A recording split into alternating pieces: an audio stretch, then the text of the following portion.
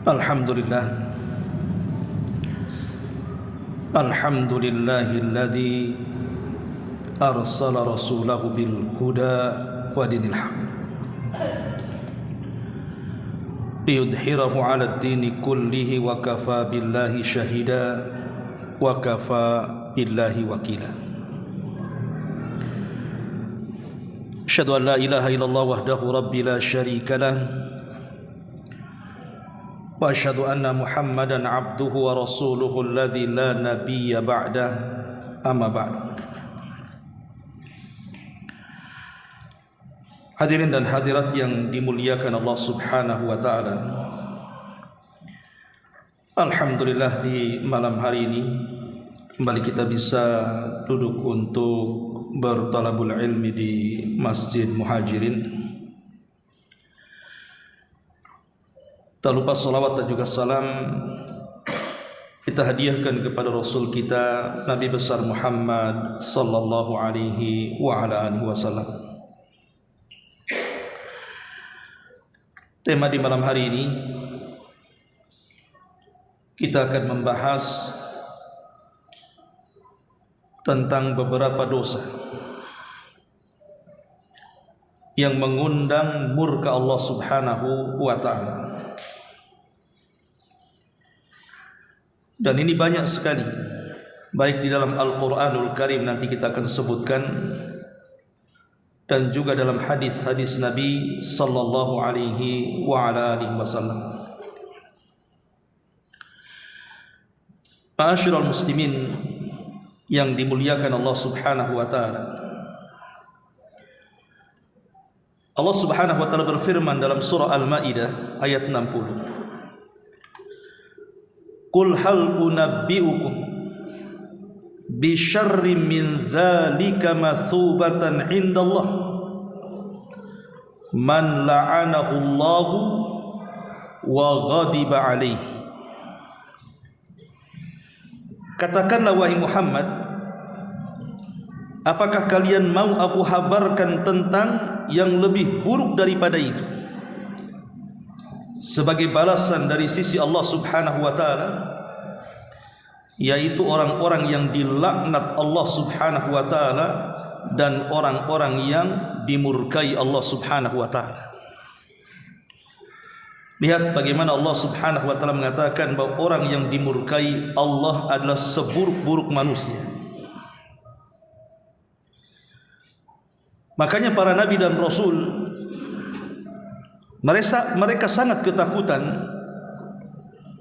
dengan murkanya Allah Subhanahu wa taala. Sampai-sampai dalam hadis syafaat yang panjang sekali, ketika manusia datang kepada Nabi Allah Adam alaihi salatu wassalam dan mengatakan, ya Adam, ishfa' lana ila rabbik, ala tara ila ma nahnu fi. Wahai Adam, tidakkah engkau meminta syafaat untuk kami kepada Rabb? Tidakkah kau iba dengan kami dan kondisi kami di padang mahsyar ini? Tapi apa jawaban Nabi Allah Adam alaihi salam dan mengatakan, nafsi nafsi, inna rabbi qad ghadiba al-yawma ghadban lam yaghdab qablahu mithlah walan yaghdab ba'dahu mithlah.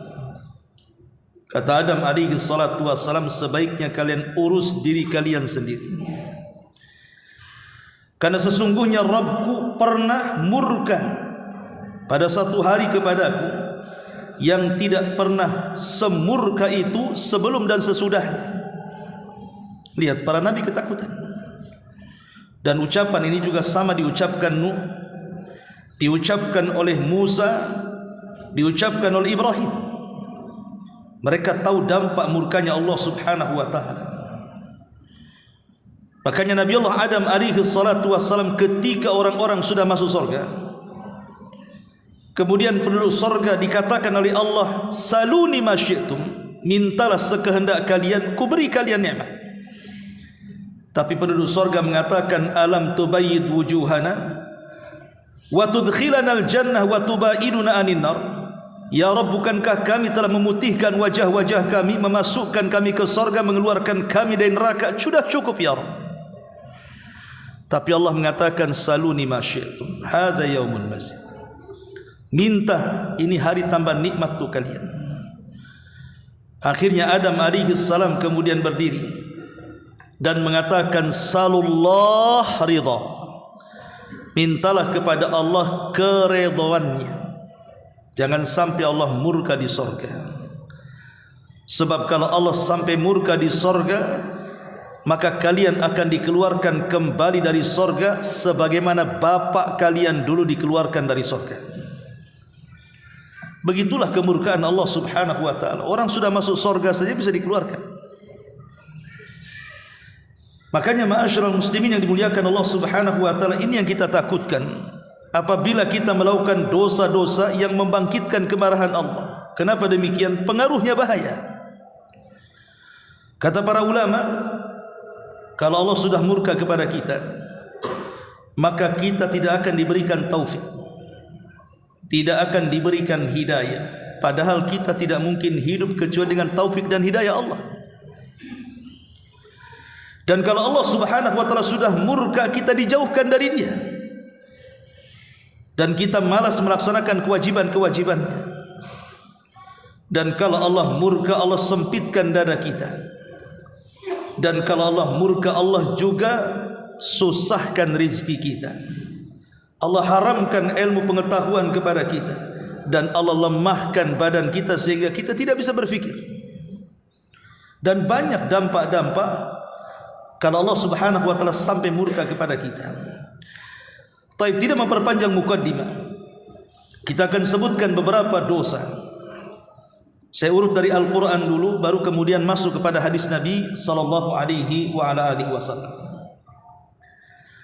Pertama, tentu dosa yang mengandung kemurkaan Allah azza wa jalla adalah kesyirikan dan kekufuran. Sudah jelas. Allah subhanahu wa ta'ala berfirman di dalam Al-Quranul Karim, in takfuru fa innallaha ghaniyun ankum wa la yarda li ibadihi al-kufra wa in tashkuru yardahu lakum wa la taziru waziratun wizra ukhra. Allah subhanahu wa ta'ala mengatakan, jika kalian kufur, maka Allah maha kaya dari kalian, dan Allah tidak redha dengan hamba-hambanya terjerumus kepada kekufuran. Arti tidak redha, Allah murka. Tapi kalau kalian bersyukur, Allah akan redha kepada kalian, dan masing-masing akan menanggung dosanya masing-masing. Al-Imam Ibn Utsaimin rahimahullahu ta'ala ketika menjelaskan ayat ini, beliau mengatakan maksudnya, jika kalian kufur, in takfuru billah, jika kalian kufur kepada Allah, wa bima yajibul imani bihi, dan kufur dengan kewajiban yang harus diimani, fa innakum lan tadurrullaha li'annallaha ghaniyun ankum. Kekufuran kalian itu loh tidak mempengaruhi Allah sama sekali, karena Allah maha kaya. Makanya dalam hadis Nabi SAW mengatakan, ya ibadi, law anna awwalakum wa akhirakum wa insakum wa jinnakum kanu ala afjari qalbi rajuli minkum ma naqasa dhalika min mulki syai'an. Wahai anak hamba, wahai hamba-hambaku, kalaulah orang yang awal-awal kalian, orang-orang yang akhir kalian, manusia kalian, jin kalian berkumpul di satu tempat, kemudian hati mereka menjadi satu di atas manusia yang paling jahat, itu tidak mengurangi kekuasaan Allah sedikit pun. Begitu juga kalau seluruh manusia, jinnya dan manusianya beriman, juga tidak menambah kekuasaan Allah. Jadi Allah subhanahu wa ta'ala tidak berhajat dengan kita. Ketika Allah tidak berhajat dengan kita, tiba-tiba kemudian Allah memberikan banyak nikmat, kemudian kita kufur, bagaimana Allah tidak murka? Jelas Allah murka, karena Allah tidak berhajat dengan kita.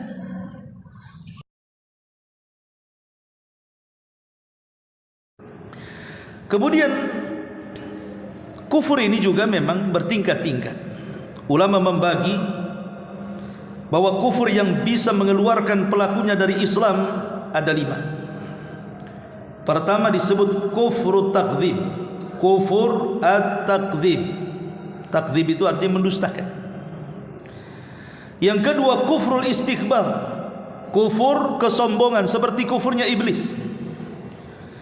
Kemudian kufrul i'rad, kufurnya al-i'rad, berpaling seperti orang-orang musyrik berpaling dari ajakan Nabi sallallahu alaihi wasallam. Kemudian kufru syak, kufur keraguan-raguan, ragu-ragu dengan adanya kebangkitan dan begitu seterusnya. Dan yang terakhir kufrun nifaq, namanya kufur kemunafikan. Tentu yang dimaksud munafik di sini munafik akbar, munafik i'tiqad yang mengeluarkan pelakunya dari Islam. Ini yang pertama. Yang kedua disebutkan dalam surah Al-Imran ayat 57. Kullu zulmin fahuwa makruhun mabghudun indallah. Setiap kezaliman itu sangat dibenci dan memancing murka Allah Subhanahu wa taala. Makanya Allah Subhanahu wa taala mengatakan dalam surah Al-Imran ayat 57-nya, wallahu la yuhibbu zalimin. Wallahu la yuhibbu zalimin. Allah tidak suka dengan orang-orang yang zalim. Lawan suka itu benci, murka. Ketika orang ini tidak disukai Allah, artinya dibenci Allah, dimurkai Allah Subhanahu wa taala. Maka dosa yang kedua, hindari kezaliman. Dan Allah Subhanahu wa taala berfirman dalam hadis qudsi itu, inni haramtu dzulma ala nafsi faja'altuhu muharraman bainakum fala tadzalam.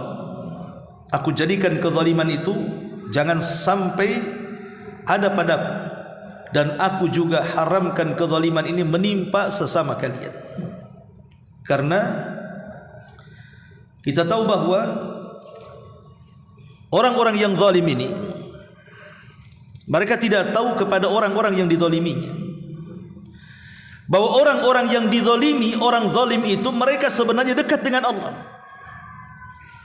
Karena Allah Subhanahu wa taala tidak suka dengan kezaliman dan Allah suka dengan keadilan.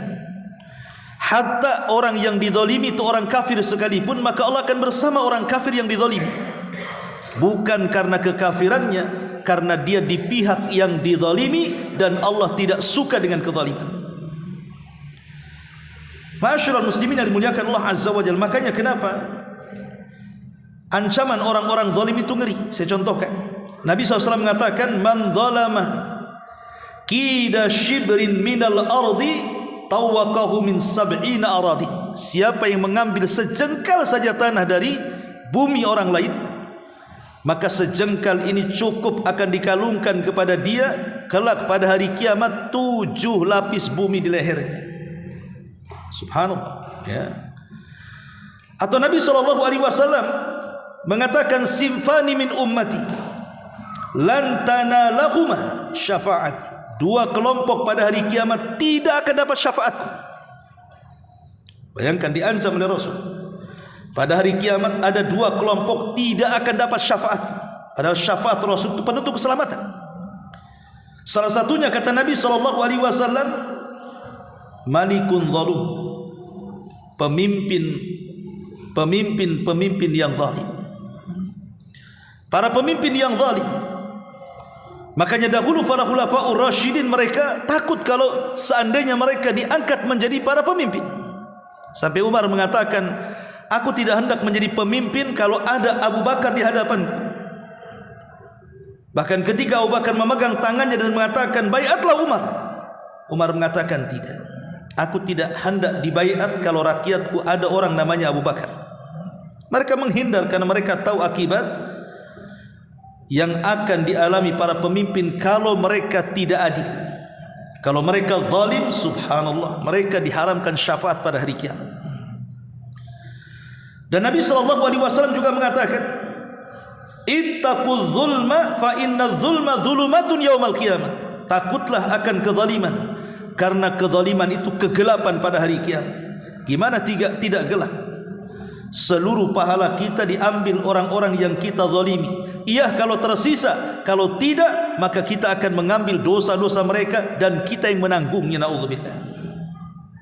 Ini yang kedua. Yang ketiga, disebutkan dalam surah Al-Baqarah ayat 190. Allah Subhanahu wa taala mengatakan, innallaha la yuhibbul mu'tadin. Sesungguhnya Allah Subhanahu wa taala tidak suka dengan orang-orang yang i'tida. I'tida itu artinya melampaui batas. Orang-orang yang melampaui batas. Ketika ulama tafsir menyebutkan makna i'tida, apa yang dimaksud orang-orang yang melampaui batas di sini? Melampaui batas ini ada dalam segala perkara. Contoh umpamanya dalam doa. Seseorang kemudian mendoakan orang lain dengan hal-hal yang berbau dosa ataupun memutus silaturahim. Nabi SAW sampai mengatakan bahwa ma min abdin yad'ullaha bida'watin laisa fiha ithmun wala qati'atur rahim illa a'tahu Allahu biha ihda thalath. Kata Nabi SAW, tidaklah seorang hamba dia berdoa dengan doa yang di dalamnya tidak ada dosa dan mutus silaturahim, maka dia akan diberikan banyak keutamaan. Artinya kalau dalam doanya itu penuh dengan dosa dan silaturahim, seperti mamanya mendoakan kecelakaan kepada saudaranya, semoga usahanya bangkrut, semoga usahanya gulung tikar, semoga dia sakit, semoga dia binasa, semoga dia mati, dan begitu seterusnya. Itu kan doa namanya, doa buruk namanya. Ataupun mendoakan diri sendiri untuk maksiat. Pamannya dia hendak mencuri, berdoa, ya Allah mudah-mudahan malam ini sukses pencurian saya. Ya Allah mudah-mudahan korupsi saya tidak diketahui orang. Ya Allah mudah-mudahan saya ini hendak menyakiti orang tidak tahu, tidak ditangkap polisi, tidak begini, tidak begitu. Nah, ini tidak namanya. Allah tidak suka dengan seperti ini. Ataupun seperti yang disabdakan Nabi SAW ketika ada seorang Yahudi mengucapkan salam kepada Rasul, Assammu alaika. Sammu itu artinya racun. Harusnya kan Assalamu alaikum, tapi dia ganti Assammu alaikum. Harusnya mengucapkan keselamatan, malah mengucapkan kebinasaan. Maka Rasul mengatakan, wa alaika, engkau saja. Aisyah Ummul Mukminin radhiyallahu anha ketika itu mengatakan, ya Rasulullah, bagaimana kalau aku jawab wa alaikumus sam wa dzam? Dia tambah, bukan hanya semoga engkau binasa, tapi semoga engkau juga celaka, semoga ini. Jadi Aisyah radhiyallahu anha ingin membalas yang jauh lebih buruk daripada salamnya Yahudi kepada Nabi. Tapi Rasul mengatakan, ya Aisyah, la takuni fahisha. Wahai Aisyah, jangan. Bukankah sudah aku jawab wa alaika? Artinya dari sini boleh kita ini membalas keburukan dengan keburukan, tetapi jangan melampaui batas. Karena Allah sendiri yang mengatakan kan, fajaza'us sayyi'ah sayyi'atu mithluha. Balasan keburukan itu dengan keburukan yang sama. Kalau kita sampai membalas keburukan dengan keburukan yang jauh lebih besar, maka kita termasuk minal mu'tadin. Kita termasuk orang-orang yang melampaui batas. Tidak boleh. Yang sering saya contohkan, umpamanya ada orang yang mengata-ngatai kita binatang. Anggap saja umpamanya, oh kamu ini anjing. Maka kita boleh membalas dengan kalimat yang sama, engkau juga anjing umpamanya. Tapi kemudian jangan ditambah, engkau juga anjing, engkau juga buaya, engkau juga kadal, engkau juga, enggak boleh. Karena dia hanya mengucapkan satu binatang. Maka kita ucapkan yang sama itu kalau harus membalas. Tetapi kalau memaafkan jauh lebih baik lagi maksudnya. Lah ini makna daripada wal innallaha la yuhibbul mu'tadin. Allah tidak suka, artinya Allah murka dengan orang-orang yang melampaui batas, termasuk dalam hal ibadah. Menyelisih sunnah Nabi SAW sampai ke tingkat bid'ah dan begitu seterusnya. Ini juga termasuk i'tidah dalam ibadah dan Allah tidak suka. Ma'asyiral muslimin yang dimuliakan Allah Subhanahu wa taala. Kemudian selanjutnya disebutkan dalam surah Al-Baqarah ayat 205. Allah Subhanahu wa taala mengatakan, wallahu la yuhibbul fasad. Dalam ayat yang lain, innallaha la yuhibbul mufsidin. Allah tidak suka dengan orang-orang yang berbuat kerusakan. Apa makna kerusakan dalam ayat ini? Para ulama tafsir mengatakan yang dimaksud kerusakan di sini adalah al-i'anatu ala nashril bid'ah wal munkarat wa isya'atil fahishati wa muharabati dinillahi wal istihza bi ahkamihi wa ahlihi wa du'atihi wal hukmu bi ghairi ma anzalallah wa itharatal fitani wa takhrib wa tadmir al mumtalikatil khassa wal 'am. Maksudnya Allah tidak suka, artinya Allah murka dengan orang-orang yang membuat kerusakan. Siapa orang buat kerusakan ini? Kata ahli tafsir, mereka orang yang menyebarkan bid'ah dan kemungkaran, ataupun orang-orang yang menyebarkan fahisyah perzinahan, ya, dan segala jenisnya, LGBT-nya dan begitu seterusnya.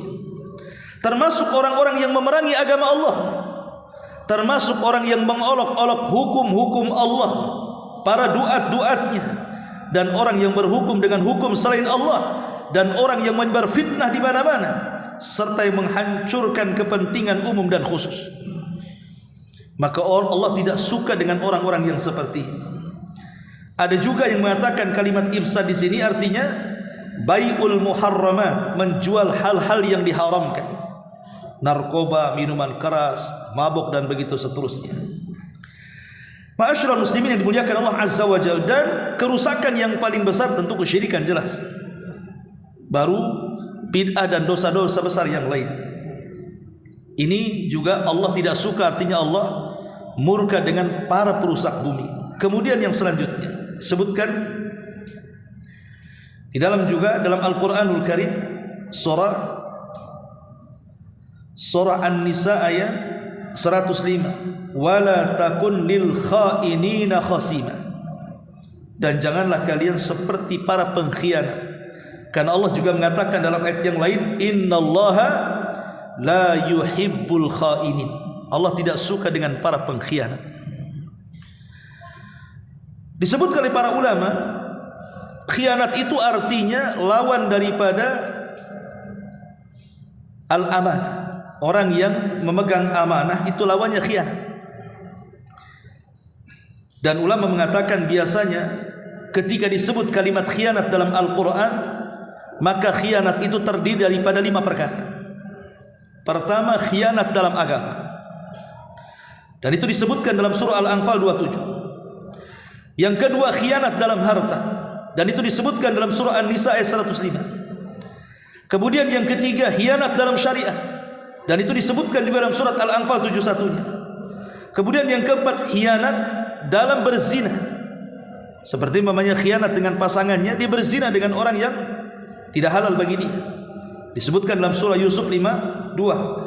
Ataupun yang dimaksud khianat ini maksudnya naqdul ahdi, membatalkan perjanjian, dan itu disebutkan dalam surah Al-Anfal 5:58-nya. Jadi Al-Quran ketika menyebutkan kalimat khianat biasanya masuk pada 5 perkara ini. Pertama, khianat dalam agama, dia mengkhianati agamanya, dia murtad. Dan itu banyak orang-orang yang murtad hanya gara-gara faktor pernikahan, ekonomi dan yang semacamnya. Yang kedua, khianat dalam harta, tidak mau mengeluarkan zakat dan sedekahnya, atau mencari dengan cara culas curang dan diharamkan Allah Azza wa Jalla. Atau khianat dalam syariat, tidak mengikuti sunnah Nabi, dia membuat-buat ajaran sendiri. Atau khianat dalam perzinahan, dia berkhianat pasangannya yang halal dan memilih yang haram. Ataupun dia berkhianat ketika berjanji dengan seseorang. Lah Allah Subhanahu wa taala murka dengan para pengkhianat-pengkhianat itu. Ini juga disebutkan. Kemudian juga disebutkan dalam surah An-Nahl ayat 23. Allah Subhanahu wa taala mengatakan, innahu la yuhibbul mutakabbirin. Allah tidak suka dengan orang-orang yang sombong. Artinya Allah benci dan Allah murka dengan orang-orang yang sombong. Dan Allah juga mengatakan, innallaha la yuhibbu man kana mukhtalan fakhura. Sungguh Allah tidak menyukai orang-orang yang sombong dan suka membangga-banggakan diri. Qatu firin muliakan Allah Subhanahu wa taala, sombong ini sangat bahaya. Kenapa? Karena ini dosa pertama Allah dimaksiati. Sombong itu sangat bahaya. Kenapa? Karena dosa pertama Allah dimaksiati dengan sombong ini. Kapan itu? ketika Allah Subhanahu wa taala memerintahkan para malaikat dan juga iblis untuk sujud kepada Adam. Wa idh qulna lil malaikati isjudu li Adam fasajadu illa iblis aba wastakbara wa kana minal kafirin. Ketika kami katakan kepada para malaikat Allah, sujudlah kalian kepada Adam, semua malaikat sujud. Iblis pula tak sujud. Maka Allah katakan dia enggan dan dia sombong dan termasuk makhluk yang kafir. Jadi sombong ini dosa pertama. Sama dengan hasad, dosa pertama Allah dimaksiati di alam semesta ini. Maka siapapun yang sombong, maka dia ada hubung kait dengan iblis. Siapapun yang sombong berarti ada tali temali hubung kait dengan iblis, karena dia yang mencontohkan kesombongan pertama di alam semesta ini. Makanya al-jaza min jinsil amal, balasan itu disesuaikan dengan amalannya. Ketika orang sombong merasa lebih besar dibandingkan orang lain dan dia menghina dan merendahkan, mengecilkan orang lain, kelak pada hari kiamat kata Rasul, yuhsyarul mutakabbiruna yaumal qiyamah amsalidz-dzar fi suratir rijal. Pada hari kiamat dikumpulkan para orang-orang yang sombong itu dan dijadikan kecil seperti semut di tengah-tengah orang-orang besar, sehingga dia tersiak-siok dan takut diinjak orang. Di dunia merasa besar, di akhirat dikecilkan badannya. Na'udzubillah. Ya. Ma'asyiral muslimin yang dimuliakan Allah Subhanahu wa taala, tentu sebab kesombongan itu kebanyakan 4 perkara. Kenapa orang bisa jadi sombong? Itu kan 4 perkara. Pertama, karena ilmu, merasa lebih cerdas dibandingkan orang lain, dia pun sombong. Yang kedua, karena hasab dan nasab, karena faktor keturunan. Merasa keturunan darah biru yang lain merah, merasa keturunan nabi yang lain bukan nabi, dan begitu seterusnya. Akhirnya dia sombong dengan nasabnya, padahal nasab itu tidak akan menolong dia pada hari kiamat. Fala ansaba bainahum yauma idzin. Pada hari kiamat terputus nasab, buat apa dibanggakan? Kemudian yang ketiga, bil mal, karena harta, merasa dia kaya, merasa dia orang mampu, yang lain miskin, sombong dia. Atau karena jabatan, karena pangkat, merasa dia orang yang pangkatnya, yang tempat kedudukannya tinggi, yang lain tidak punya pangkat dan jabatan, akhirnya dia sombong. Inilah 4 perkara yang memicu orang sombong itu. Ma'asyiral muslimin yang dimuliakan Allah Subhanahu wa taala, makanya Allah tidak suka dengan orang-orang yang sombong. Kemudian yang selanjutnya disebutkan dalam surah Ghafir ayat 57. Allah Subhanahu wa taala mengatakan, alladzina yujadiluna fi ayatillahi bighairi sultanin atahum kabura maqtan indallah wa indal ladzina amanu kadzalika yatma'ullahu ala kulli qalbin mutakabbirin jabbar. Orang-orang yang suka berdebat tentang ayat-ayat Allah tanpa ilmu yang datang kepada mereka, amat sangat besar kemurkaan Allah dan juga di sisi orang-orang yang beriman. Jadi perkara berikutnya yang membuat Allah murka adalah berdebat tanpa ilmu. Berdebat tanpa ilmu. Sebab debat tanpa ilmu ini biasanya akan memicu perkara-perkara. Pertama, al-ghurur wal kibriyah. Dia merasa sombong dan merasa dia lebih besar dibandingkan orang. Merasa sombong akhirnya kan, karena dia bisa mematahkan hujah orang lain. Ataupun kemudian al-i'tida 'alal ghair. Dia bisa menyakiti orang lain. Mungkin tidak menyakiti fisiknya, tapi menyakiti perasaannya. Karena biasanya orang kalau berdebat tanpa ilmu itu yang keluar kata-kata kotor, kata-kata yang tidak berbobot, yang tidak berilmu, sehingga hinaan, cacian, makian, rendahan itu yang keluar. Makanya Allah Subhanahu wa taala tidak suka dengan perdebatan yang seperti ini. Dan perdebatan yang dimaksud dalam ayat ini artinya perdebatan yang menguatkan kebatilan, bukan menguatkan kebenaran. Dia membela kebatilan untuk berdebat, ataupun dalam rangka mengaburkan yang hak dan mencampur adukan yang hak dengan yang batil. Maka perdebatan kalau yang dibela adalah kebatilan atau dalam rangka menyamarkan yang hak dan yang batil, inilah perdebatan tanpa ilmu yang dicela dalam ayat ini. Maka Allah tidak suka dengan perdebatan-perdebatan yang seperti ini. Kemudian disebutkan dalam surah Shaf ayat 3. Allah Subhanahu wa taala mengatakan kabura maqtan indallahi an taqulu ma la taf'alun. Amat sangat besar murka Allah ketika kalian mengatakan apa yang kalian tidak kerjakan. Ayat ini menjadi perselisihan para ulama. Menurut ahli tafsir, sebab ayat ini turun adalah unzilat taubihan minallahi liqaumin minal mu'minin tamannau ma'rifata afdalil a'mal fa'arafahumullahu iyyah falamma arafu qassaru fa'utibu bihadihil ayat. Kata ulama tafsir mengatakan ayat ini dalam rangka memburuk-burukan, menjelek-jelekan sebagian orang-orang yang beriman ketika mereka berkeinginan mengetahui amalan yang paling afdal di hadapan Allah. Setelah mereka tahu ilmunya, mereka tidak mengerjakannya. Maka Allah katakan kabura maqtan indallahi an taqulu ma la taf'alun. Amat sangat besar murka Allah ketika kalian hanya bisa bicara dan tidak pandai mengamalkan. Bahkan disebutkan dalam sebuah hadis, ada sekelompok orang-orang Ansar, di situ terdapat Abdullah ibn Rawaha. Kemudian orang-orang Ansar mengatakan kepada Abdullah ibn Rawaha, "Lau na'lam ayyal a'mal ahab ilallah la amilna biha hatta namut." Kalau seandainya kami tahu amalan-amalan yang lebih dicintai Allah Subhanahu wa taala, tentu kami akan amalkan amalan itu sampai kematian kami. Maka Allah Subhanahu wa taala turunkan ayat ini. Betul, kalian akan mengamalkan sampai kiamat. Kalau kalian tidak sampai mengamalkan, awas, kabura maqtan indallahi an taqulu ma la ta'falun. Ya. Sangat besar siksa Allah terhadap orang-orang yang mengatakan apa yang kalian tidak lakukan. Maka sejak itulah Abdullah ibn Rawaha berjanji senantiasa berada di jalan Allah Subhanahu wa taala sampai kematiannya, sehingga dia masuk dalam peperangan kemudian dia mati syahid karena dia takut melanggar ayat ini. Ma'asyiral muslimin yang dimuliakan Allah Subhanahu wa taala. Kemudian selanjutnya surah Ghafir ayat 31. Allah Subhanahu wa taala mengatakan innahu la yuhibbul musrifin. Allah tidak suka, artinya Allah benci, Allah murka terhadap orang-orang yang israf. Israf ini berlebihan.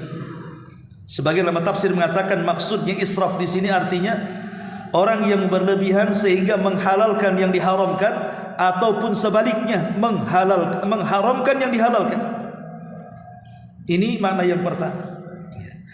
Ataupun yang dimaksud adalah israf di sini berlebihan dalam hal-hal yang mubah, seperti makan berlebihan, minum berlebihan, pakaian berlebihan, dan begitu seterusnya. Dan itu tercela. Allah mengatakan kulu washrabu wala tusrifu. Makanlah, minumlah, tapi jangan berlebihan. Dan Allah tidak suka dengan orang-orang yang berlebihan. Ini juga makna yang disebutkan juga oleh para ulama. Kemudian selanjutnya surah Al-Qasas ayat 76. Allah Subhanahu wa taala mengatakan innallaha la yuhibbul farihin. Allah tidak suka dengan orang-orang yang terlampau senang. Apa maksudnya terlampau senang di sini? Maksudnya al-farahu alladhi yashabuhul kibr. Terlampau senang yang mengakibatkan ujub dan takabur. Maka Allah tidak suka. Ya. Boleh kita senang, tapi jangan sampai ujub dan takabur. Sebagaimana Allah mengatakan kul bi fadlillahi wa bi rahmatihi fabidzalika falyafrahu huwa khairum mimma yajma'un. Katakan karena karunia dan rahmat Allah yang demikian itu berbahagialah kalian, itu lebih baik daripada dunia yang kalian kumpulkan. Tapi kalau sampai kemudian mendatangkan ujub dan takabur, Allah tidak suka. Kemudian juga dalam surah At-Taubah 96 Allah mengatakan fa innallaha la yarda 'anil qaumil fasikin. Allah tidak redha, artinya Allah murka terhadap orang-orang fasik. Siapa orang fasik? Ulama mengatakan fasik adalah orang yang mengerjakan dosa besar seperti zina, mencuri, minum khamr. Pokoknya dia di luar daripada syirik. Selain daripada syirik itu fasik. Dan dia di bawah kekafiran yang mengeluarkan dari Islam. Makanya kafir ada dua, ada kafir mukhrij minal millah, ada kafir duna kufrin. Ada kafir yang mengeluarkan dari Islam, tapi ada kafir yang tidak mengeluarkan dari Islam. Lah kafir yang tidak mengeluarkan dari Islam itu disebut fasik namanya. Mereka hanya melakukan dosa besar saja. Artinya Allah tidak suka dengan orang-orang yang melakukan kefasikan. Kemudian juga disebutkan dalam surah An-Nisa ayat 148. La yuhibbullahu al-jahra bis-su' minal qawli illa man zulim. Wa kana Allahu sami'an 'alim. Allah tidak menyukai perkataan buruk yang diucapkan secara terang-terangan kecuali orang-orang yang dizalimi, dan Allah Maha mendengar lagi Maha mengetahui. Di sini maknanya Allah tidak suka dengan orang yang suka mengeluarkan kata-kata kotor terang-terangan. Dan ini banyak di masyarakat kan ya Pak. Orang kadang-kadang mencaci maki, mengeluarkan kata-kata itu biasa, entah yang dikeluarkan binatang, entah kotoran, entah apa pokoknya. Hinaan-hinaan yang terkadang yang mendengar saja ketakutan dan sakit hati itu kadang-kadang. Tetapi kalau orang ini dizalimi boleh saya dizalimi antum, akhirnya saya kemudian mendoakan buruk kepada antum, dibolehkan. Tapi kalau dalam posisi bukan orang yang dizalimi, tidak boleh kita mengeluarkan kata-kata kotor itu. Ini juga disebutkan karena mendoakan doa buruk kepada orang dan dia posisi bukan dizalimi dilarang. Makanya Rasul mengatakan la tad'u ala anfusikum wa la tad'u ala auladikum wa la tad'u ala khadamikum wa la tad'u ala amwalikum. Jangan mendoakan buruk kepada diri-diri kalian, anak-anak kalian, pembantu kalian, harta-harta kalian, sebab kalau doa itu bertepatan dengan aminnya para malaikat bisa saja terjadi. Maka ini tidak suka Allah kepada orang-orang yang mengeluarkan kata-kata kotor atau mendoakan buruk kepada orang lain. Kemudian juga disebutkan dalam surah An-Nisa ayat 108. Yastaghfuna minan nas wa la yastaghfuna minallah wa huwa ma'ahum id yubayyituna ma la yardha minal qawli wa kana Allah bima ya'maluna muhita. Mereka bersembunyi dari manusia, tetapi mereka tidak bersembunyi dari Allah, padahal Allah beserta mereka. Ketika pada satu malam mereka menetapkan keputusan rahasia, Allah tidak redha, dan Allah Maha meliputi ilmu terhadap apa yang mereka kerjakan.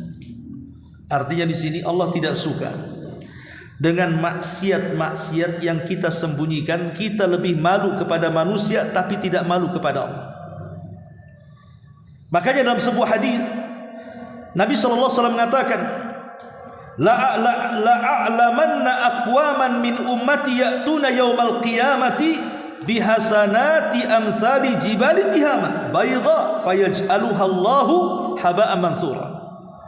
Kata Rasul, sungguh saya telah mengetahui bahwa ada satu kaum dari umatku, kata Rasul, yang datang pada hari kiamat membawa pahala sebesar gunung Tihamah besar, tapi Allah hilangkan tu pahalanya seperti debu yang dihempas angin.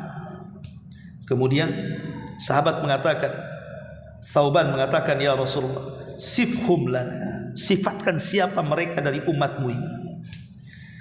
Maka Nabi SAW mengatakan, amma innahum ikhwanukum wa min jildatikum wa ya'khuduna minal laili kama ta'khudun walakinnahum aqwamun idza khalau bimaharimillahin tahaquha. Kata Rasul, kata Nabi, mereka adalah saudara-saudara kalian, dari golongan kalian juga. Mereka sholat malam seperti kalian sholat malam, tetapi ketika mereka bersendirian dengan yang diharamkan Allah, maka mereka pun mengerjakan yang diharamkan itu. Maksiat yang dilakukan tanpa ada yang tahu kecuali kita dengan Allah. Ini Allah benci, Allah murka. Lihat bagaimana pahala sebesar gunung Tihamah hancur. Jadi kalau seandainya kita ini ahli sedekah, ahli sholat malam, ahli tahajud, ahli puasa, ahli qiyam lail, macam-macam sebutkan ibadah yang antum lakukan, tapi di satu sisi juga antum selalu merobek keharaman Allah di saat bersendirian kita dengan Allah Subhanahu wa ta'ala, Dan hari ini memungkinkan karena hari ini sudah ada handphone masalahnya. Berapa banyak coba orang bersendian dengan handphone? Entah dia menyebar berita hoax, entah dia membaca berita hoax, atau dia menyebar atau menonton film-film porno, atau mungkin melihat gambar-gambar yang tidak senonoh, atau apalah yang antum lakukan di situ. Tidak ada yang tahu kecuali antum dengan handphone dan dengan Allah saja. Bahaya. Allah murka dengan orang-orang yang seperti ini.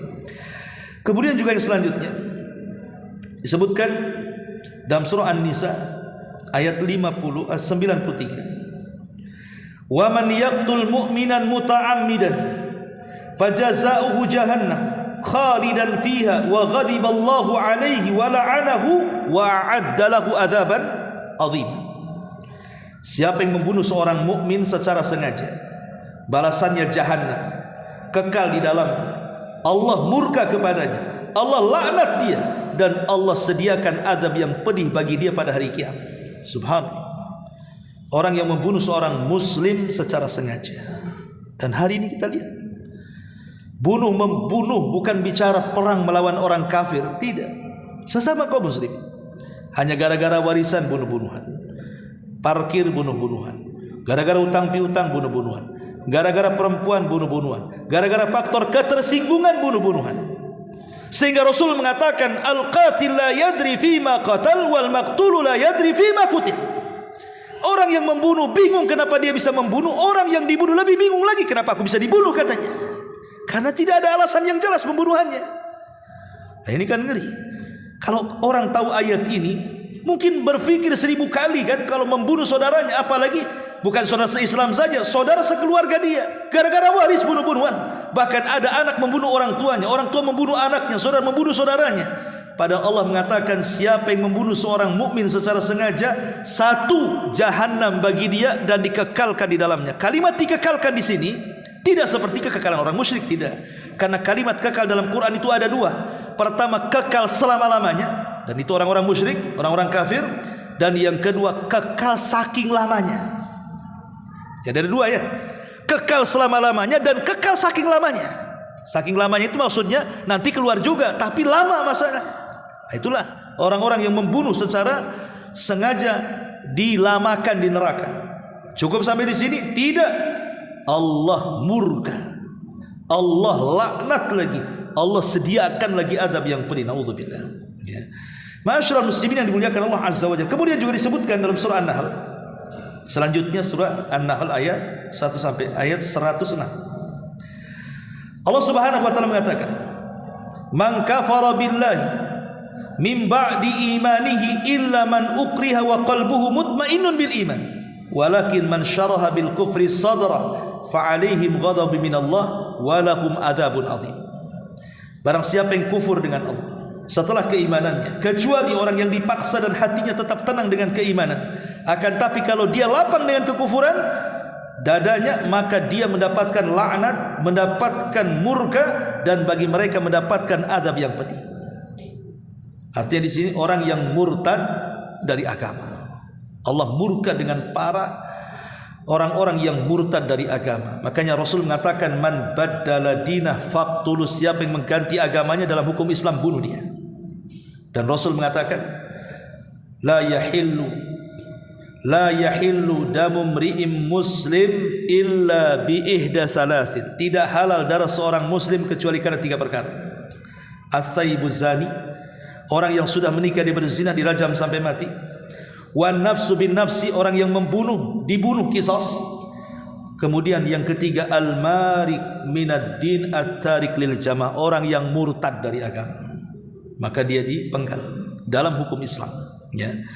Ma'asyiral muslimin yang dimuliakan Allah Subhanahu wa taala. Kemudian juga disebutkan dalam surah Thaha ayat 81, Kulu min thayyibati ma razaqnakum wa la tatghaw fihi fayahilla 'alaikum ghadabi wa man yahlil 'alaihi ghadabi faqad hawa. Makanlah di antara rizki yang baik yang telah kami rizkikan kepada kalian, dan janganlah melampaui batas padanya yang menyebabkan kemurkaanku menimpamu, dan barang siapa ditimpa oleh kemurkaanku maka sesungguhnya binasalah ia. Maksudnya di sini, jangan sampai kita tidak mensyukuri rizki yang Allah telah anugerahkan kepada kita. Syukuri nikmat Allah itu. Kita makan, kita bersyukur. Kita bisa minum, kita bersyukur. Jangan sampai kita kufur nikmat, karena Allah tidak suka dengan orang-orang yang kufur nikmat sehingga mereka sampai melampaui batas. Ma'asyiral muslimin yang dimuliakan Allah Azza wa Jalla, ini semua dari ayat-ayat Al-Quran, banyak sebenarnya ya. Kita beralih kepada hadis-hadis Nabi SAW. Ini ayat-ayat. Yang pertama, hadis dari Abdullah ibn Abbas radhiyallahu anhu, Nabi mengatakan, abghadun nas ilallah thalathatu, mulhidun fil haram, wa mubtagin fil Islam sunnatal jahiliyah, wa muttalibu dami mri'in bi ghairi haqqin liyuri qadamah. Kata Rasul, manusia yang paling dimurkai Allah ada 3 manusia. Pertama, orang-orang yang melakukan pelanggaran di tanah haram. Yang kedua, orang-orang yang mencari-cari perilaku jahiliyah padahal telah masuk Islam. Dan yang ketiga, memburu darah seorang tanpa alasan yang dibenarkan untuk ditumpahkan darahnya. Ini 3 kelompok ini Allah murka kepada mereka. Melakukan pelanggaran di tanah haram, mencari-cari adat jahiliyah padahal sudah masuk Islam. Ini yang banyak. Kita sudah masuk Islam, kadang-kadang kita masih terkalahkan dengan adat istiadat. Ini kan adat istiadat, ini kan budaya. Ya, adat istiadat budaya itu boleh diamalkan dalam Islam kalau tidak bertentangan. Kalau bertentangan, tidak boleh, apalagi sampai di situ ada kesyirikan. Kan ada budaya-budaya negeri kita ini sampai ke taraf syirik. Seperti umpamanya larungan di Jawa itu kan ngelempar kepala kerbau ke lautan. Ini kan kesyirikan, tapi mereka mengatakan ini budaya. Ini budaya jahiliyah. Kita sudah Islam, sudah tauhid, harusnya ditinggalkan budaya-budaya seperti ini. Kalau yang melakukannya orang di luar Islam, lakum dinukum waliyadin. Tapi kalau yang melakukannya orang Islam, ya kita angkat bicara lah, karena ini bukan bagian dari Islam. Maka jangan mencari-cari tradisi-tradisi jahiliyah yang kita sudah diberikan hidayah Islam, ataupun orang-orang yang mencari-cari darah kaum muslimin kemudian ditumpahkan dengan cara yang tidak hak. Ini hadis yang pertama. Hadis yang kedua, di mana Nabi SAW mengatakan, inna abghadar rijal ilallah aladul khasm. Sesungguhnya orang yang paling dibenci dan dimurkai Allah adalah orang yang suka berdebat. Dan itu disebutkan juga dalam Al-Quran, wa minan nas man yu'jibuka qauluhu fil hayatid dunya wa yushhidullah ala ma fi qalbihi wa huwa aladul khisam. Di antara manusia ada orang yang mengucapkan tentang kehidupan dunia menarik hatimu dan dipersaksikannya kepada Allah atas kebenaran isi hatinya, padahal ia adalah penentang-penentang yang paling keras. Aladul khisam adalah orang yang membenci syariat-syariat Allah Subhanahu wa taala, tidak suka dengan syariat, keras hatinya, suka berdebat. Kemudian juga ini yang kedua. Yang ketiga, Nabi SAW mengatakan, la yuhibbuhum illa mu'min wa la yubghiduhum illa munafiq. Man ahabbahum ahabbahullahu wa man abghadahum abghadahullahu. Ketika Nabi SAW bicara tentang orang-orang Ansar, maka Rasul mengatakan, tidaklah orang yang mencintai para sahabat Ansar kecuali dia mukmin. Tidaklah orang yang membenci sahabat Ansar kecuali dia munafik. Maka siapa yang mencintai mereka Allah cintai, siapa yang membenci mereka Allah benci. Berarti orang-orang yang membenci para sahabat Rasul adalah orang-orang yang dimurkai Allah Subhanahu wa taala. Lihat orang-orang Syiah, mereka membenci sahabat Nabi. Orang-orang Khawarij juga sama. Maka kita ahli sunnah wal jamaah tidak boleh membenci sahabat Nabi SAW, karena ini memancing kemurkaan Allah Azza wa Jalla.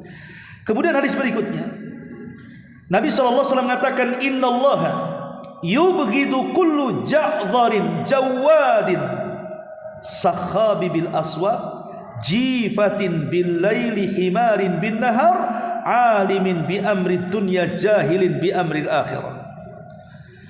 Kata Nabi SAW, sungguh Allah murka kepada siapa? Setiap orang yang berkata-kata kasar lagi sombong, banyak berteriak di pasar-pasar, bagaikan bangkai di waktu malam, seperti keledai di waktu siang. Mereka pandai urusan dunia namun bodoh dengan urusan akhirat. Lihat di sini ya. Nabi SAW menjelaskan bahwa orang-orang yang terlampau pandai dalam urusan dunia, oh kalau urusan dunia subhanallah, Semua dia bisa bicara. Sampai ke urusan politik pun dia tahu. Tapi ketika ditanya urusan akhirat secuil pun dia tidak paham. Allah murka dengan orang seperti ini. Alimin bi amri dunya, jahilin bi amril akhirah. Oh, alimnya kalau bicara dunia, tapi jahilnya kalau bicara akhirat. Allah murka dan Allah marah dengan orang-orang seperti ini. Kenapa? Karena menghabiskan waktunya untuk itu saja. Padahal tujuan kita diciptakan, wa ma khalaqtul jinna wal insa illa liya'budun. Tidaklah aku ciptakan jin dan manusia kecuali aku suruh mereka beribadah. Macam mana mereka akan beribadah kalau mereka tidak punya pengetahuan tentang akhirat? Mereka jauh dari tujuan yang diciptakan Allah kepada kita. Ini hadis berikutnya. Kemudian hadis berikutnya, Nabi SAW mengatakan, ma min syai'in athqal fi mizanil mu'min yawmal qiyamah min khuluqi hasan wa innallaha la yubghidul fahishal badi. Tidak ada sesuatu yang mampu memberatkan timbangan seorang mukmin pada hari kiamat kecuali akhlak yang mulia. Tapi Allah sangat murka dan benci kepada orang yang mulutnya kotor lagi jahat. Doh, kotor jahat lagi, yang keluar kata-kata kotor dan menyakiti orang. Makanya hati-hati menjaga lisan. Kata Nabi SAW, ketika ada laporan seorang wanita sholat malamnya rajin, puasa sunnahnya rajin, sedekahnya rajin, berbuat baiknya rajin, tapi lisannya menyakiti hati tetangganya, kata Rasulullah, khaira fiha hiya min ahlinna. Wanita itu tidak punya kebaikan, bahkan dia pantas masuk neraka, naudzubillah. Kemudian juga hadis berikutnya, Nabi SAW mengatakan, innallaha harrama alaikum uquqal ummahat wa man'an wahad wa wa'dal banat wa kariha lakum qila wa qal wa kathratus su'al wa idha'atul mal. Allah benci ini dengan 6 manusia. Jangan masuk pada 6 manusia ini. Pertama, orang yang durhaka kepada para ibu, orang tua. Yang kedua, mengubur anak perempuan hidup-hidup, tradisi jahiliyah. Yang ketiga, hanya sekedar bisa menuntut hak, tapi ketika haknya dituntut dia tak mau. Kemudian yang keempat, mengatakan kata-kata ini dan itu, menukilkan perkataan manusia padahal belum jelas apakah benar atau salah, menyebar hoax. Yang kelima, terlalu banyak meminta-minta. Dan yang keenam, membuang-buang waktu dan menyia-nyiakan harta. Ini 6 orang ini Allah tidak suka, bahkan Allah haramkan, ya. Ma'asyiral muslimin yang dimuliakan Allah Subhanahu wa taala. Kemudian selanjutnya, Nabi SAW juga mengatakan dalam hadis Jabir Ibn Atik, Nabi SAW mengatakan, inna minal ghirati ma yuhibbullah wa minha ma yubghidullah wa inna minal khuyala ma yuhibbullah wa minha ma yubghidullah wa ammal ghiratu allati yuhibbullah fal ghiratu allati fi ribati wa ammal ghiratu allati yubghidullah fal ghairatu fi ghairi ribati wa ammal khuyala'u allati yuhibbullah fa ikhtiyalur rajuli bi nafsi indal qital wa inda sadaqah wal khuyala allati yubghidullah fa ikhtiyalur rajuli fil fakhri wal bali. Sungguh di antara cemburu itu ada yang disukai dan ada yang dibenci. Dalam kecemburuan itu ada yang disukai dan ada yang dimurkai. Begitu juga dalam kesombongan, ada yang dicintai dan ada yang dimurkai. Adapun cemburu yang disukai Allah Subhanahu wa taala, cemburu dalam keraguan. Dan yang dibenci adalah cemburu di luar keraguan. Maksudnya, kata para ulama hadis, maksudnya apa? Maksudnya cemburu yang di atas keraguan itu, kalau kita melihat keluarga kita di atas maksiat, kita cemburu, kita tidak diam, kita langsung memberhentikan maksiat itu. Anak kita tidak pakai jilbab, nak pakai jilbab, tutup aurat. Anak kita keluar malam mau kemana, mau main, jangan, tidur, ya. Pokoknya apapun yang mungkin istri kita berghibah, jangan ghibah. Itu namanya cemburu yang dicintai Allah. Tapi cemburu yang tidak dicintai Allah itu, umpamanya ibu kita janda, kemudian menikah, kita anaknya tidak suka, tidak boleh. Hak dia menikah. Banyak anak-anak yang melarang orang tuanya menikah kan? Nggak boleh. Ini cemburu yang dibenci Allah. Orang tua kita janda, dia pun pengen mendapatkan teman hidup, suami yang baru. Kalau dia menginginkan nikah, dorong sama anak. Ini enggak, anak melarangnya pula. Naudzubillah. Inilah cemburu yang dilarang maksudnya. Ya. Adapun kemudian kesombongan yang dicintai Allah dalam peperangan. Boleh orang itu sombong dalam peperangan, seperti Ali radhiyallahu an ketika melawan Marhab dalam perang Khaybar. Apa kata Ali? Hei Marhab, ana alladhi sammatni ummi Haidar kalaithi ghabatin karihil mandarah, katanya. Hei Marhab, tahukah saya orang yang dikasih nama ibuku macan hutan, semua hewan takut denganku, katanya. Sombong. Nggak apa-apa dalam peperangan, karena untuk mendodonkan lawan. Tapi kalau sudah peperangan tidak boleh sombong. Jadi sombong itu hanya ngedonkan supaya hati lawan itu ciut dan takut, itu saja. Atau sombong karena sedekah. Maksudnya sombong karena sedekah itu kita merasa senang bangga karena sudah menolong orang. Tapi kesombongan yang tercela kata Nabi SAW adalah kesombongan dalam kebanggaan dan kekejian. Nah itu nggak boleh.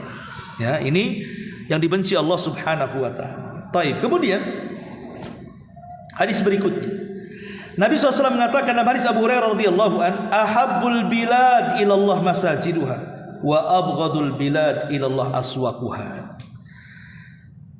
Tempat yang paling dicintai Allah masjid, dan tempat yang paling dimurkai Allah adalah pasar. Makanya kalau kita ini bukan pedagang, kalau pedagang kan lain hukumnya. Kalau kita ini hanya pembeli saja, jangan lama-lama di pasar.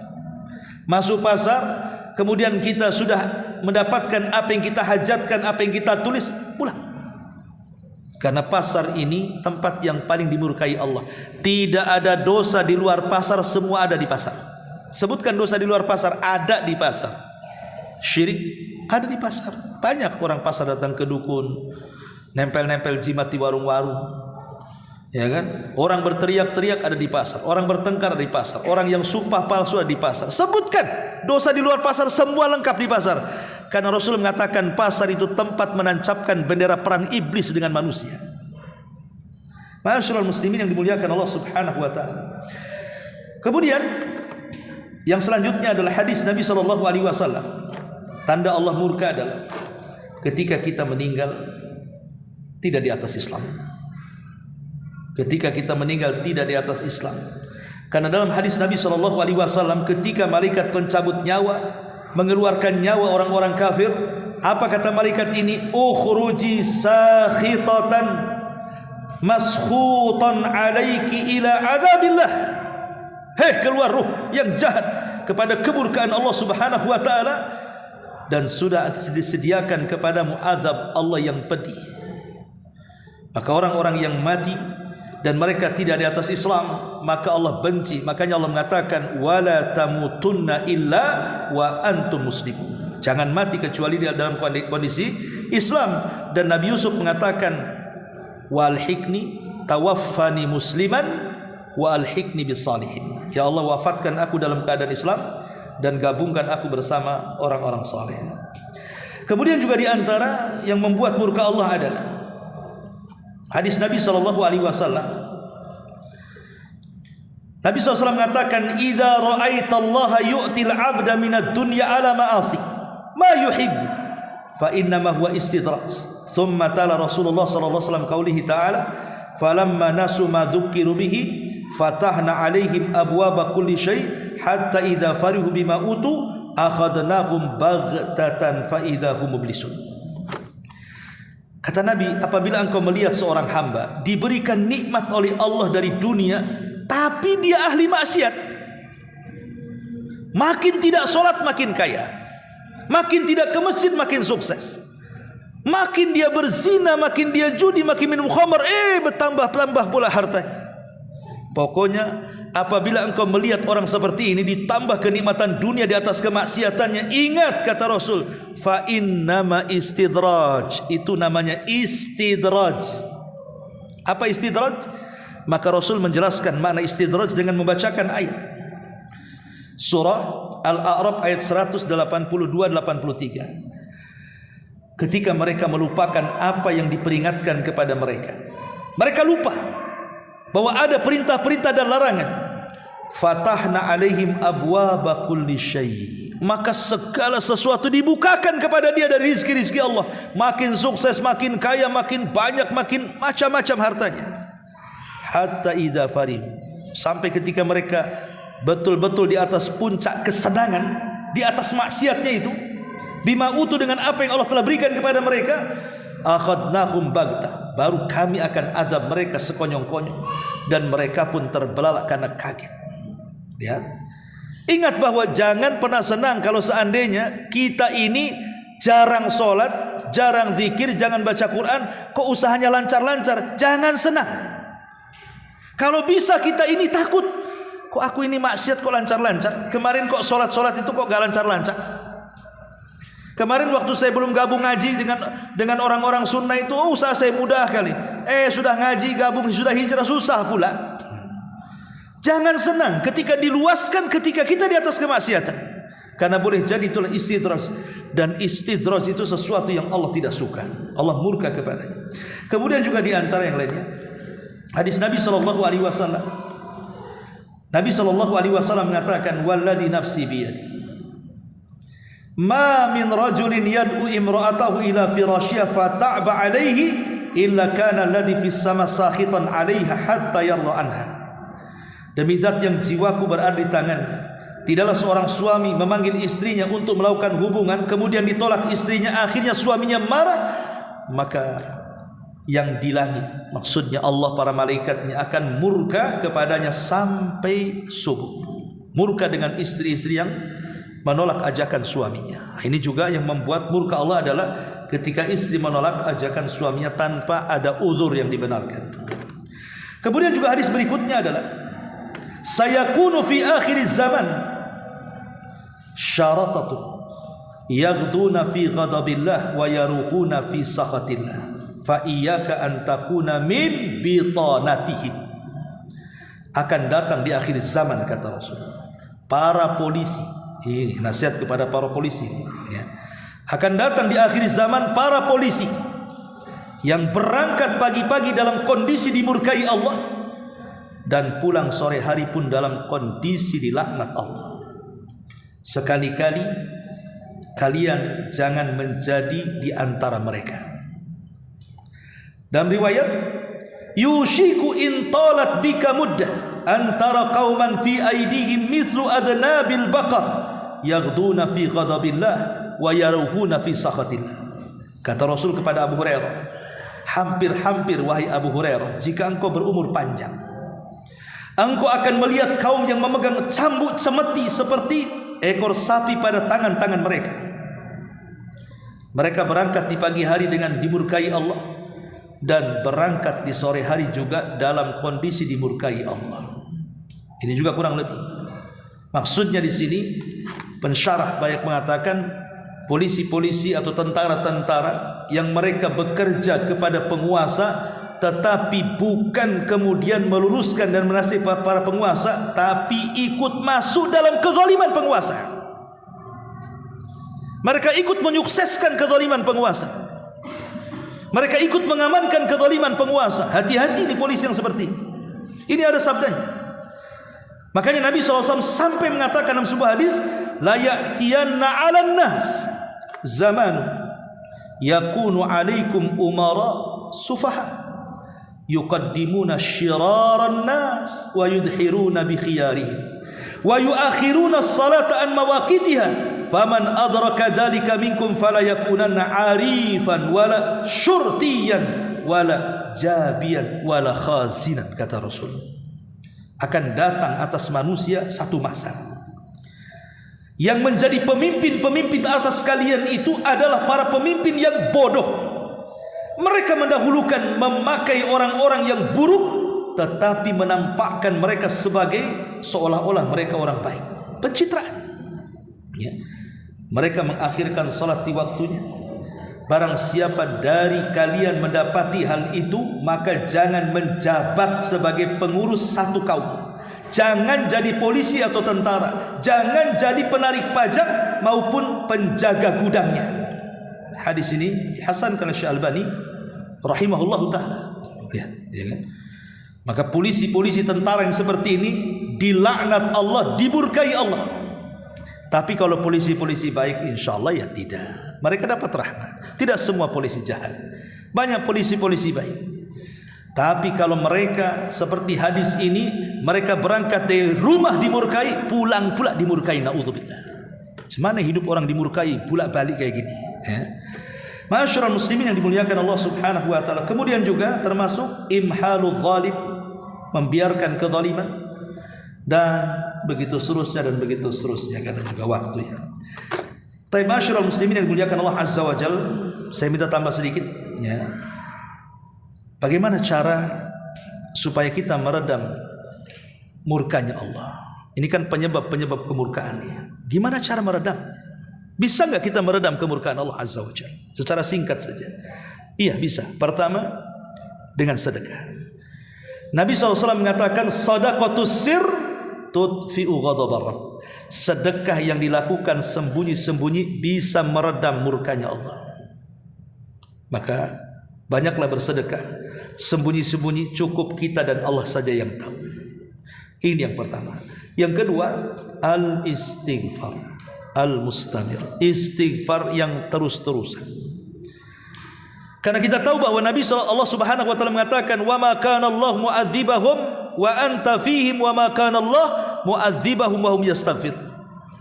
Allah tidak akan mengadab sebuah kaum sementara engkau Muhammad hidup di tengah-tengah mereka, dan Allah tidak akan mengadab sebuah kaum selama kaum itu memperbanyak istighfar.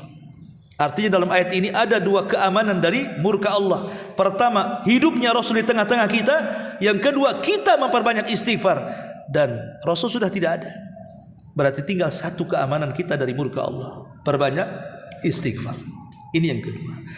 Yang ketiga, at-taubah. Taubat yang betul-betul taubat. Kalau istighfar itu kan ucapan lisan. Astagfirullah, astagfirullah, wa atubu ilaih. Kalau taubat ini betul-betul kita meninggalkan perbuatan. Dengan cara menyesal, dengan cara berjanji untuk tidak mengulang, dengan cara mengikuti yang buruk dengan yang baik. Kalau itu hak orang lain kita kembalikan. Itu namanya taubatan nasuha. Kemudian juga yang keempat, bersyukur akan nikmat.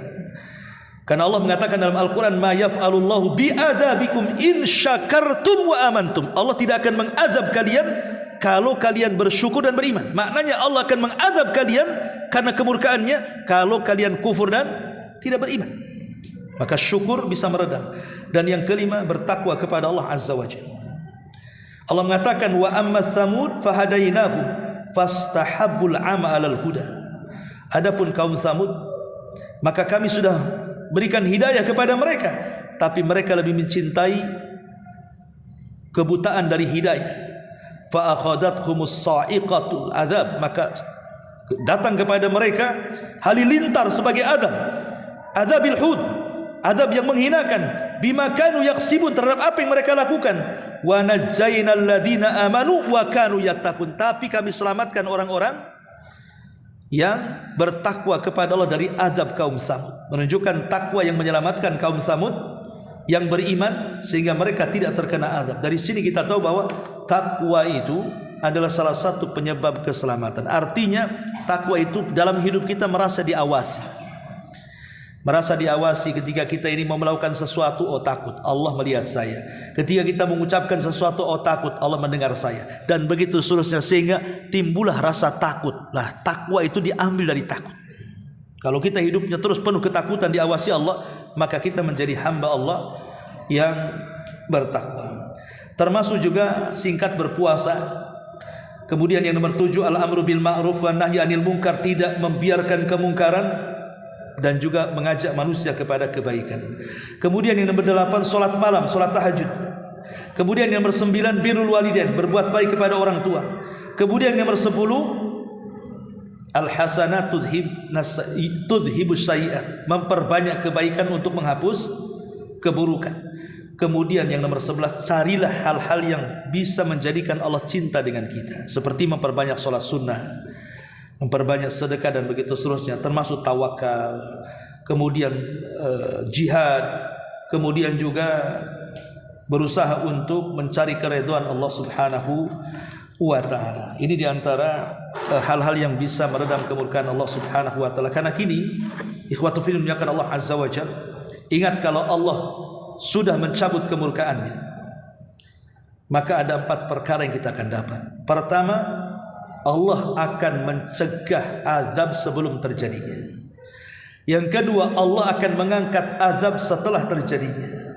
Dan Allah akan redha dengan kita, dan Allah akan terus memuja dan memuji kita.